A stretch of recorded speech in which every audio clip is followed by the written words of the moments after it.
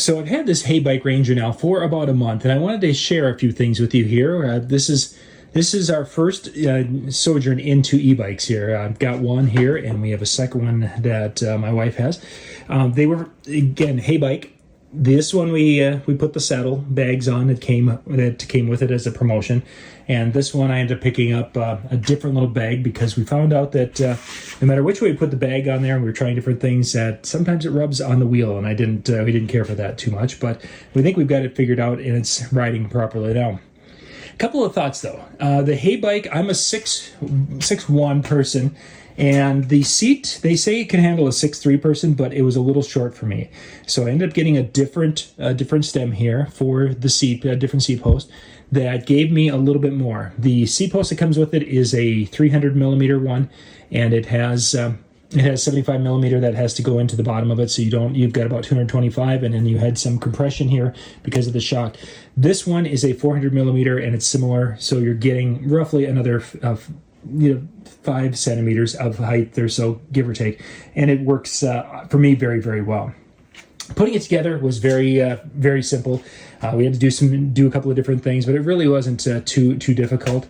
A few things that getting used to it, though, if you've never gotten into an e-bike, one of the things that is probably the most difficult, and you see I've got this little device on here. I'm trying to figure out how to mount a cell phone on here so that I can literally record the road. I want to show you a little clip here. Take a look at this. This is actually some video I shot while going down the road because I want to have it so I can go and do some trails. But anyway, that's what this little character is for. It works wonderfully because I can put the phone in there and I can lock it in. I really like that. But I need to get it figured out a little bit more about where I'm going to mount it and things.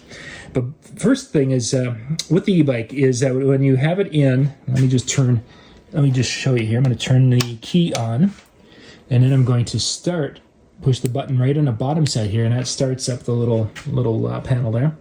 Now, right now it is in we'll call it 0 mode right here, and I can change that with this little rocker right here. So I'm going to push the plus there, and you'll see it change. Now it's in 1. What 1 basically means is that when I start pedaling, that I'll get about half a crank on the pedal, then the battery will kick in, and that will push us along at about 10-12 miles an hour. I'm a 200-pound person, about 12 on flat ground, about 12 miles an hour, somewhere in that ballpark. Again, I can go over here, I can push again, and it takes me up. Now in second mode, again, it's with the pedal, but it will take me up to about 20 miles an hour. And then, of course, there is a third mode here also. Now, in 0, it basically, the motor will not kick in, and I can do the pedal thing, and it works pretty well. We've got a little seven gear transmission right here, and I can pedal it comfortably in 1, 2, and 3 without any motor assist. But in order to go and actually be able to get it up into the higher gears without really having to work hard, you'd need the motor assist on that. If I've got it set in 1, which right there is 1, if I'm set in 1, then I can go and I can pedal at any of the speeds, and it's going to go forward. It doesn't matter if I pedal slow or fast. As long as I'm pedaling, it's going to engage the motor. But I find if I put it in 7, and I'm down here with this in the 1 mode, then I can go and I can pedal, and I can put a little bit of resistance into it as I'm pedaling, which is kind of nice for getting a little bit more exercise. Now, the problem I mentioned at the beginning, is that the seat post was low, and that started to really irritate my surgically repaired knee. So we went and I got the different seat post, and I took a ride down it last night, and it worked wonderfully and didn't irritate anything. There's some adjustments and such for the ride to make it so it's locked in, so you're not going to get as much cushion with it. If that's a problem for you, you can do that. There's a basket that can go on the front. I did not get that with this one because I prefer to have my basket things in the back. That basket's the little trunk there is just Velcroed. It's one of the Velcro versions of it.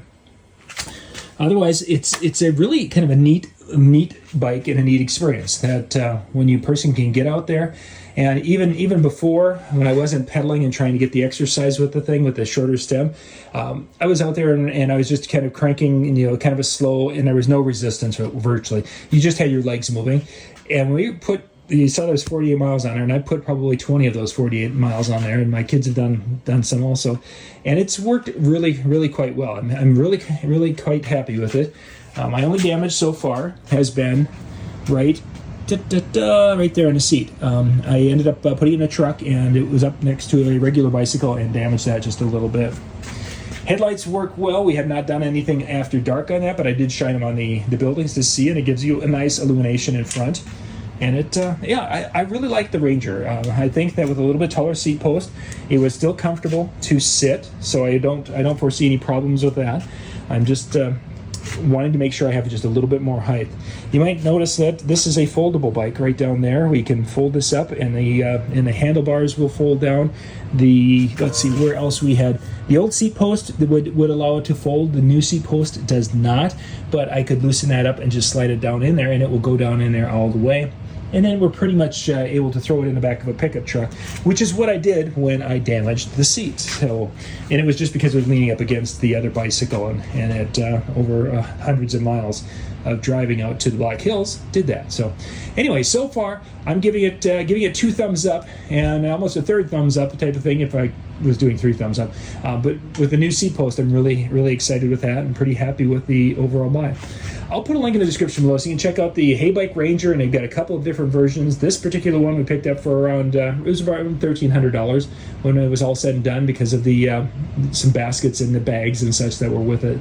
But I'll put those links in the description below so you can go check it out, and we're going to go and take them out a little bit more this weekend and see what we think about them. This is John Young. Thanks for watching.